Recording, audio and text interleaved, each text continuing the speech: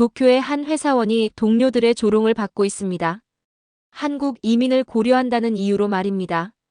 기름진 음식, 더러운 길거리, 북한과 인접한 위험한 나라. 일본인들이 한국에 대해 가진 편견은 이 정도였습니다. 하지만 이 남자는 가족과 함께 인천공항에 발을 디뎠습니다. 그리고 그가 목격한 것은 상상을 뛰어넘었습니다. 완벽한 일본어를 구사하는 AI 로봇. 일본을 압도하는 인터넷 속도. 깨끗하고 현대적인 지하철 시스템. 더 충격적인 사실이 기다리고 있었습니다. 한국에 정착한 일본인의 연봉은 2배로 뛰었고 지진 걱정 없는 안전한 삶을 누리고 있었습니다. 그런데 바로 그날 밤, 도쿄의 규모 6.8대 지진이 강타합니다. 만약 그들이 일본에 머물렀다면 어떻게 되었을까요?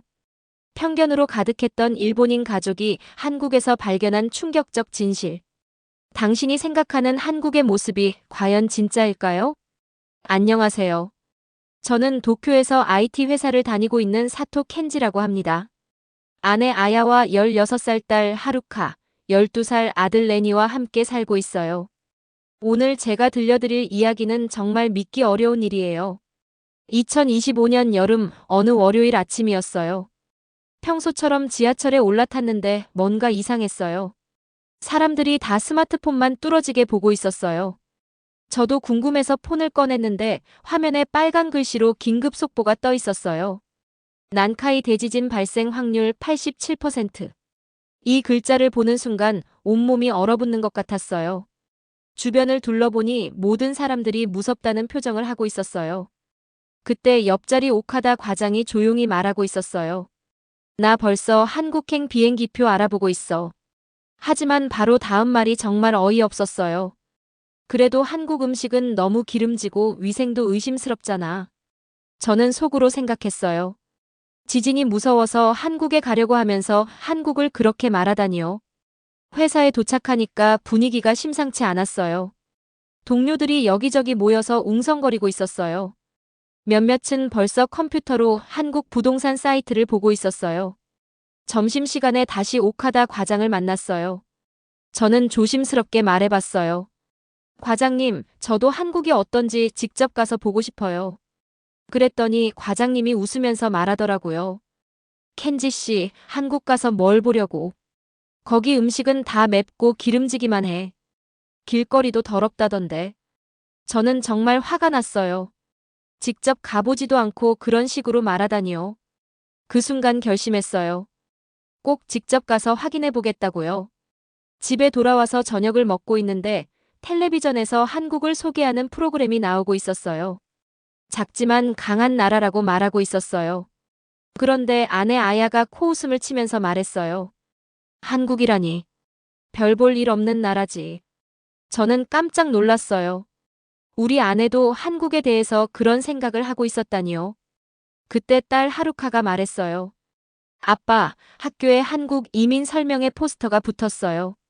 친구들도 다 한국 간다고 그러고 있어요. 아들 레니도 조용히 말했어요. 아빠, 나도 무서워요.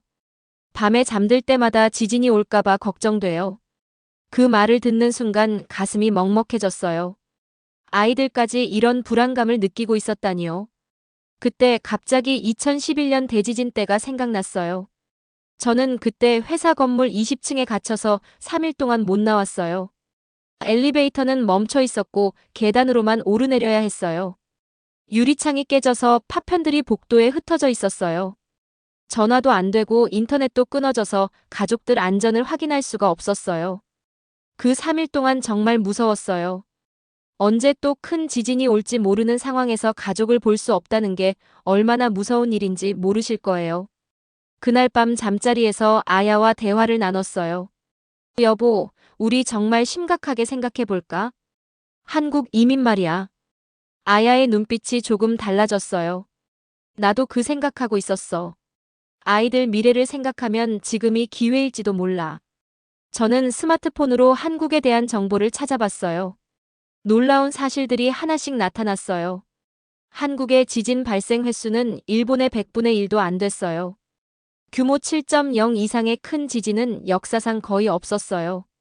인터넷 속도는 세계 1위였고 경제 규모도 세계 12위였어요. 그날 밤 늦게까지 자료를 찾아봤어요. 한국의 교육 시스템, 의료 시스템, 사회 안전망 모든 면에서 일본과 비교해도 뒤떨어지지 않았어요. 다음 날 아침 출근길에도 한국 생각뿐이었어요. 전철 안에서 주변을 보니 저와 같은 생각을 하는 사람들이 많아 보였어요. 한국 여행 광고를 보는 눈빛이 예전과 달랐거든요. 단순한 관광지가 아니라 새로운 삶의 터전으로 보고 있는 것 같았어요. 그때 저는 결심했어요. 직접 가보자. 우리 가족이 다 함께 한국에 가서 직접 보고 느껴보자고요.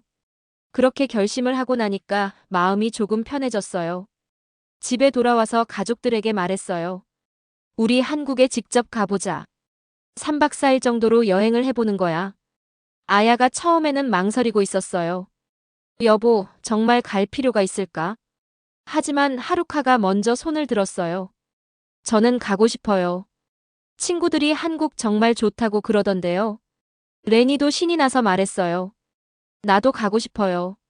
한국 게임 회사들도 보고 싶고요.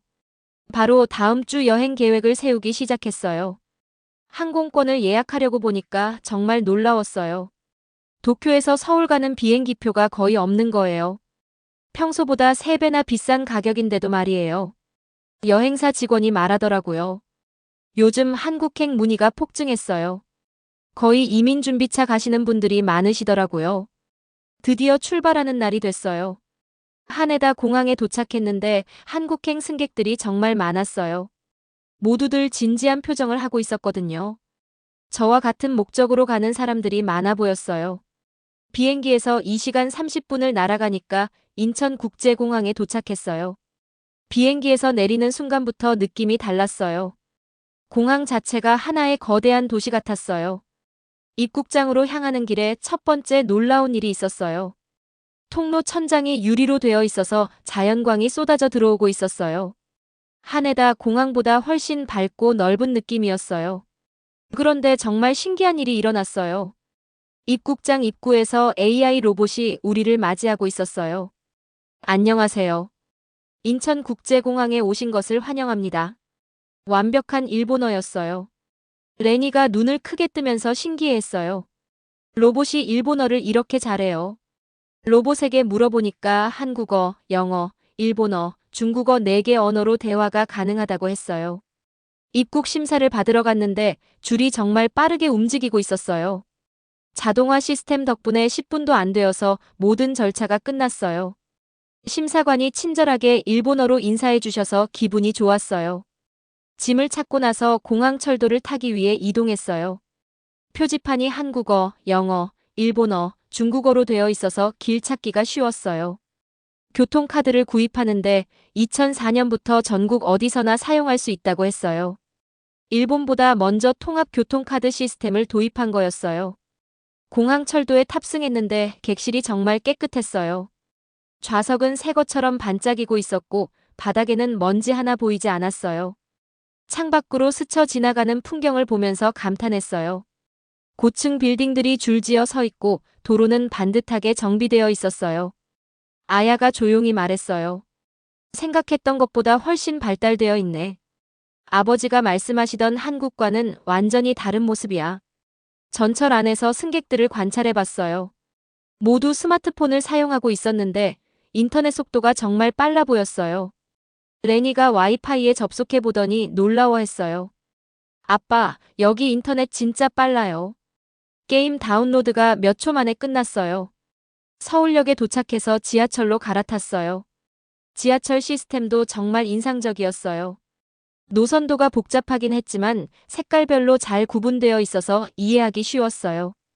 전광판에 다음역 정보가 한국어, 영어로 나타났고 일본어 안내방송도 나왔어요. 강남역에 도착했어요. 지하 상가가 정말 넓었어요. 각종 상점들과 음식점들이 미로처럼 연결되어 있었어요. 하루카가 화장품 가게를 보고 관심을 보였어요. 한국 화장품이 일본에서도 인기 있다며 구경하고 싶다고 했어요. 지상으로 올라오니까 완전히 다른 세상이었어요. 고층 빌딩들이 하늘을 찌를 듯 솟아있고 길거리는 사람들로 북적이고 있었어요. 네온 사인들이 화려하게 빛나고 있었는데 일본과는 또 다른 매력이 있었어요. 숙소로 향하는 길에 편의점에 들렀어요. 삼각김밥을 사서 먹어봤는데 레니가 깜짝 놀랐어요. 이거 일본 오니기리보다 맛있어요. 재료가 더 다양하고 밥도 더 촉촉해요. 편의점 직원이 일본어로 인사해 주셔서 기분이 좋았어요. 호텔에 도착해서 체크인을 했어요. 프런트 직원이 유창한 일본어로 서울 관광지를 추천해 주었어요.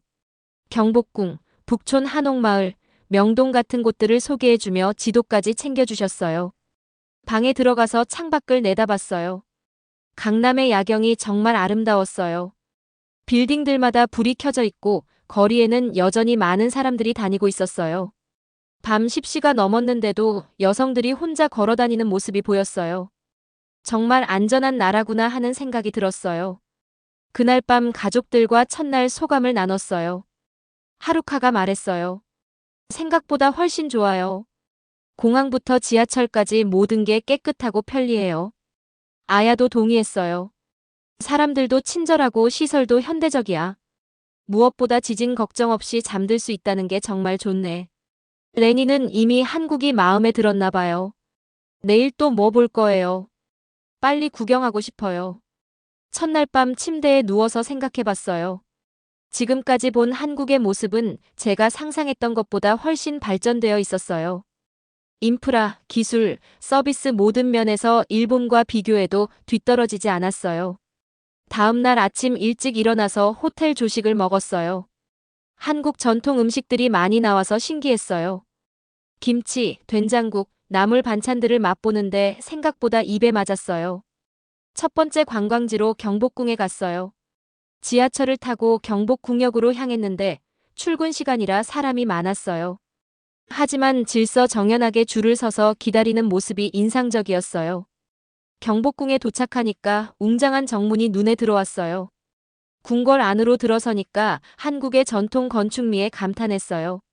단청으로 칠해진 건물들이 하늘의 파란색과 대조를 이루며 정말 아름다웠어요. 가이드가 설명해주는 궁궐의 역사를 들으면서 한국의 오랜 전통과 문화를 느낄 수 있었어요. 특히 조선시대 과학기술에 대한 설명이 인상적이었어요. 해시계, 물시계, 치구기 같은 과학기구들을 먼저 발명했다고 하더라고요. 점심에는 명동에서 불고기를 먹었어요. 고기를 직접 구워 먹는 문화가 신선했어요. 레니가 불고기를 먹으며 말했어요. 이거 정말 맛있어요. 일본 야키니쿠와는 완전히 다른 맛이에요. 오후에는 북촌 한옥마을로 향했어요. 좁은 골목길을 걸으며 한국의 전통 건축을 감상했어요. 한옥 카페에서 전통차를 마시며 잠시 휴식을 취했어요. 카페 사장님이 일본어로 말을 걸어주셔서 대화를 나눴어요. 한국에 오신 목적이 뭐세요? 솔직하게 대답했어요. 사실 이민을 고려하고 있어서 한국을 둘러보고 있어요. 사장님이 이해한다는 표정을 지으셨어요. 요즘 일본 분들이 많이 오세요. 지진 때문에 걱정이 많으시죠? 한국은 지진이 거의 없으니까 안전해요. 그날 저녁에는 특별한 만남이 있었어요. 이미 한국에 정착한 일본인 가족을 만나보는 것이었어요. 나카무라 가족이라고 하는데 3년 전에 한국으로 이민 온 분들이었어요. 강남역 근처 카페에서 만났어요. 나카무라 씨가 먼저 자신의 이야기를 들려주셨어요. 저는 원래 삼성전자 일본 지사에서 일했는데 본사로 발령이 나면서 한국에 오게 되었어요. 처음에는 2년 정도만 있을 생각이었는데 살아보니까 너무 좋아서 아예 정착하게 되었어요. 구체적으로 어떤 점이 좋았는지 물어봤어요. 일단 지진 걱정이 없다는 게 가장 큰 장점이에요. 일본에 있을 때는 항상 불안했거든요. 여기서는 그런 걱정 없이 편안하게 살 수 있어요. 연봉은 어떻게 되었냐고 조심스럽게 물어봤어요. 솔직히 말씀드리면 일본에서 받던 것보다 거의 2배 가까이 올랐어요. 한국 IT 기업들이 일본어 가능한 인재를 많이 원하거든요. 아이들 이야기도 들어봤어요. 다이키가 먼저 말했어요. 처음에는 한국어 때문에 힘들었지만 친구들이 많이 도와줘서 금방 적응했어요. 지금은 한국어를 일본어만큼 잘해요. 3시간 가까이 대화를 나누고 난 후 한국 생활에 대한 구체적인 그림이 그려졌어요. 나카무라 가족의 경험담을 듣고 난 후 한국 이민에 대한 확신이 생겼어요. 그런데 그날 밤 호텔에서 정말 충격적인 일이 일어났어요. 한강공원에서 저녁을 먹고 호텔로 돌아가는 길이었어요. 지하철역으로 향하던 중 갑자기 아야의 휴대폰이 요란하게 울렸어요. 일본에서 온 긴급 속보였어요. 화면을 보는 순간 온몸이 굳어버렸어요. 도쿄 서쪽 지역에서 규모 6.8의 지진이 발생했다는 소식이었거든요. 우리 집이 있는 지역이었어요. 급하게 일본에 있는 이웃에게 전화를 걸었어요. 이웃 야마다 씨의 목소리가 떨리고 있었어요. 켄지 씨 정말 큰일 났어요. 당신 집 앞 도로에 큰 균열이 생겼어요. 아파트 벽에도 금이 갔고요. 머리가 하얘졌어요. 만약 우리가 집에 있었다면 어떻게 되었을까요? 생각만 해도 끔찍했어요. 아야도 창백한 얼굴로 저를 바라봤어요. 여보, 우리가 한국에 있어서 다행이야. 만약 집에 있었다면 정말 위험했을 거야. 하루카와 레니도 일본 뉴스를 보며 불안해했어요. 그날 밤 가족 회의를 열었어요. 오늘 일어난 지진 때문에 우리의 계획을 재검토해야 했거든요. 아야가 먼저 말했어요. 이번 일로 확실해졌어. 일본은 정말 위험해. 언제 또 큰 지진이 올지 모르잖아. 하루카도 동의했어요. 나도 무서워요. 집에 돌아가서도 또 지진이 올까봐 걱정될 것 같아요. 여기서는 그런 걱정 없이 편안하게 잠들 수 있었는데. 레니는 더 직접적으로 말했어요. 아빠, 우리 한국에서 살면 안 돼요. 저도 마음이 기울고 있었어요. 오늘 일어난 지진은 우연이 아니라 경고 같았어요. 나카무라 가족을 만나서 들은 이야기들이 큰 도움이 되었어요. 실제로 성공적으로 정착한 사례를 봤기 때문에 불안감이 많이 줄어들었어요. 그 이후 우리 가족의 삶은 완전히 바뀌었어요. 일본으로 돌아가자마자 이민 준비에 본격적으로 들어갔거든요. 하루카와 레니는 한국어 학원에 등록했고 저희 부부도 함께 공부하기 시작했어요. 한국어 학원 첫 수업 날이었어요. 20명 정도 되는 반에서 절반 이상이 일본인이었어요. 모두들 비슷한 이유로 한국어를 배우고 있었어요. 한국 이민을 고려하고 있어서요. 지진 때문에 불안해서 한국으로 가려고 합니다.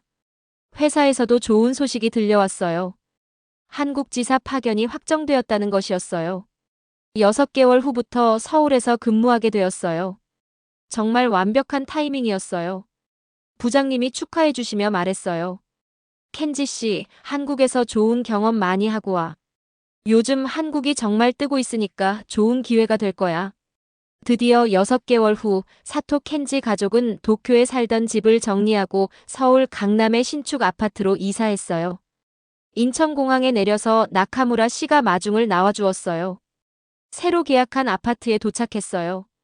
엘리베이터를 타고 15층에 올라가서 집 문을 열었어요.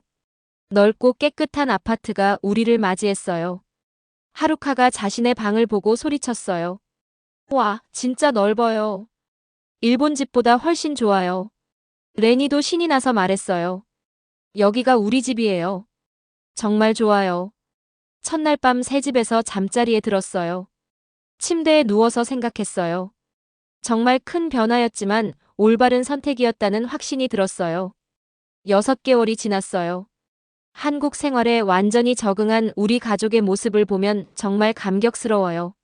매일 아침 지진 걱정 없이 편안하게 일어날 수 있다는 것만으로도 큰 행복을 느끼고 있어요. 회사 생활은 예상보다 훨씬 좋았어요.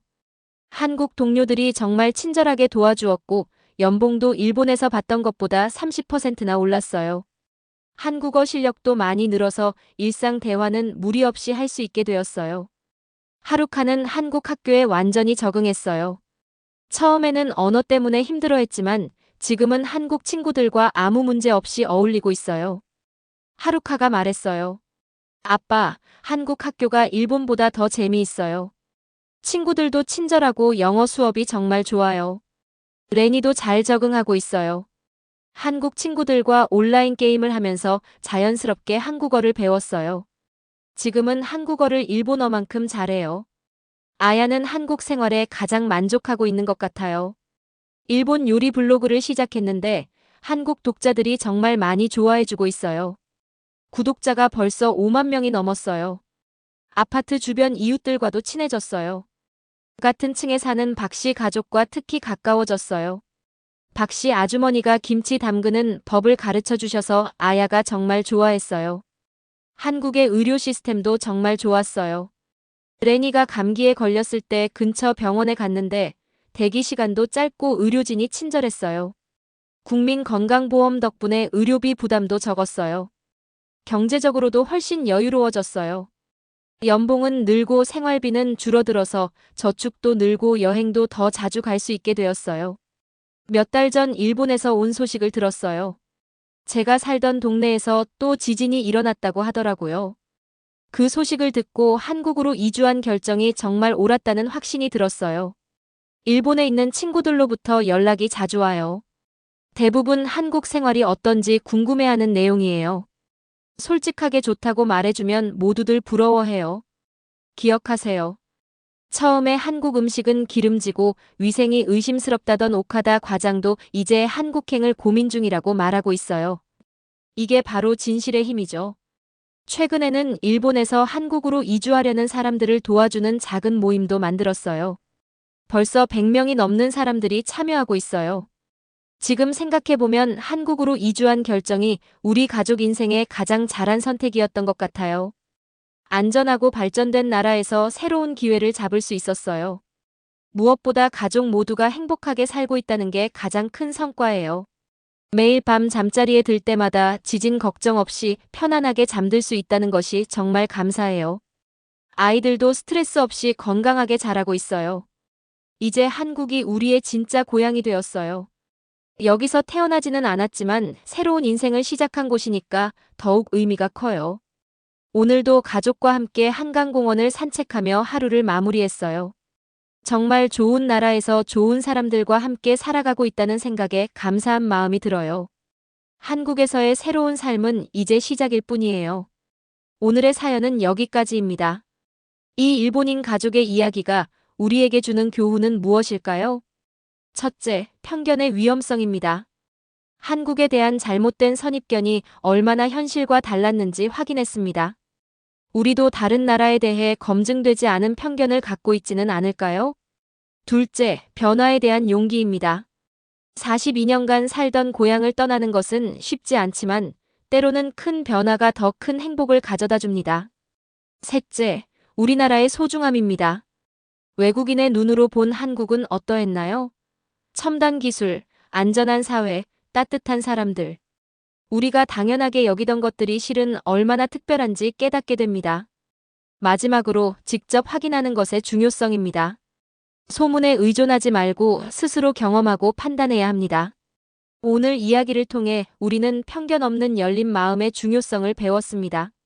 더 넓은 세상을 향해 열린 마음을 가질 때 더 나은 미래를 만들어갈 수 있습니다. 지금까지 긴 영상 시청해주셔서 감사합니다. 다음 영상에서 찾아뵙겠습니다. 더 재미있고 유익한 영상을 원하신다면 구독, 좋아요, 알림 설정 부탁드리겠습니다.